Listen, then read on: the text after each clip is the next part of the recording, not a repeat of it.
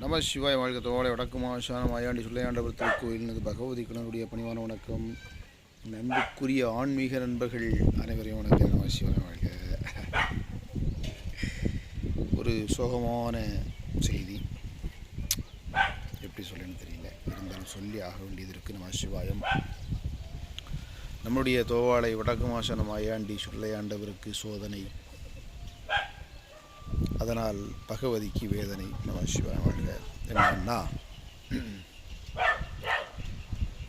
அந்த கோவிலுக்கு முன்னாடி இருக்கக்கூடிய சைடில் இருக்கக்கூடிய இடத்த வாங்கிட்டாங்க. இப்போ நமக்கு கோயிலுக்கு போகிறதுக்கு பாதை இல்லாதனால குளத்துக்கு அறுவடை சுத்தம் பண்ணி லேசாக ஒரு பாதை போட்டிருக்கோம்.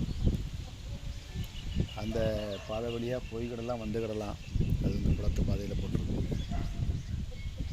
கோயிலெலாம் வந்துக்கலாம். ஒரு விழா நடத்துகிறதா இருந்தாச்சுன்னா அந்த பக்கத்தில் நமக்கு இடம் காணாது. ஏன்னா நம்ம கோயில் இருக்கக்கூடிய இடம் வந்து ஒரு சென்ட்டில் தான் கோயில் இருக்குது. அதுக்கு முன்னாடி உள்ளதெல்லாம் குளத்து இடம், குளத்து புறம்போக்கு. நம்ம சிவாயம் வாழ்க. இப்போ என்னென்னா, இப்போ விழா நடத்துகிற அந்த இடம் காணாததுனால நமக்கு சாமி முக்கியமாக சொத்து முக்கியமாக கேட்டால் நமக்கு பகவான் தான் முக்கியம். ஏன்னா பணத்தை வச்சு வாழ போகிறதும் இல்லை, சொத்தை வச்சு வாழ போகிறதும் இல்லை. அதனால் என்ன பண்ண போகிறேன்னா, வடக்கு மாதம் நம்ம ஐயாண்டி சொல்ல ஆண்டவருக்காக நம்ம இங்கே ஒரு வீடு கட்டியிருந்தோம் தெரியுமா. இந்த வீடை உடைச்சி தரமட்டமாக்கிட்டு அந்த வீட்டில் ஃபவுண்டேஷன் போட்டு சாமியை வச்சிடலாம் அப்படிங்கிற முடிவுக்கு வந்திருக்கேன்.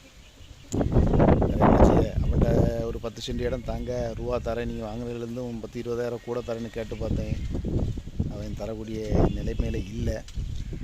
அதனால் நம்ம கேட்கத்தான் முடியும், சண்டை போட முடியாது. சொத்தை அவங்க வாங்கிட்டாங்க. அதனால் எனக்கு வீடு முக்கியமாக சாமி முக்கியமானு கேட்டால் வீடு தான் முக்கியம். நான் சொன்னது போல் பணத்தை வச்சு வாழ போகிறதும் இல்லை, சொத்தை வச்சு ஆள போகிறதும் இல்லை. நமக்கு எப்போ என்ன இதுங்கிறது எல்லாம் அவன் எழுதி வச்சுருக்கிறான். இந்த பகவதி இந்த உலகத்துக்கு வந்ததுக்கு அந்த வடக்கு மாசான மாயாண்டி ஒருத்தர் தான் சாட்சி. சுடலைக்காக தன் வீட்டையும் இழந்தான் பகவதி அப்படிங்கிற ஒரு வரலாறும் இருக்கட்டு. எனக்காக தெய்வம் நிறைய செஞ்சுருக்கு.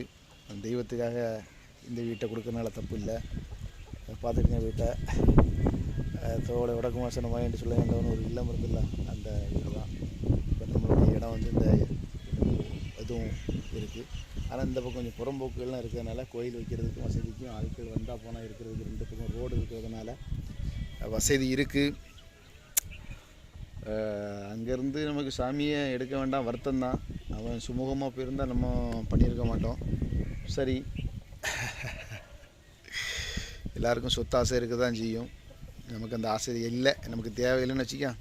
எப்போ சாகிறோன்னு நமக்கே தெரியாது. அதனால் சொத்தாசை வேண்டாம், பகவான் மட்டும்தான் முக்கியம். அதுக்காக வருங்காலத்தில் இதில் ஒரு சின்னதாக வேலை பார்க்க போகிறேன். ஏதோ பில்லர் எழுப்பியிருக்கோம் பார்த்தீங்களா, இந்த பில்லர் பக்கத்தில் தற்போதைக்கு சாமியை கொண்டு வந்துட்டு வீட்டை இடித்து சாமிக்காக கொடுக்க போகிறோம். நம்மக்கிட்ட இழக்கிறதுக்கு எதுவுமே இல்லை, எல்லாமே பகவான் தந்தது தான். அதனால் சிரிச்சுட்டே பகவானுக்கு கொண்டு வரும். இனி அடுத்த ஒரு கொடை நடக்கிறதா இருந்தால் இந்த வீட்டுக்கு மேலே ஃபவுண்டேஷன் போட்டு இந்த வீட்டுக்கு மேலே சாமி இருப்பார். இல்லைன்னா அங்கே இடம் கிடச்சின்னா அங்கே இருப்பார்.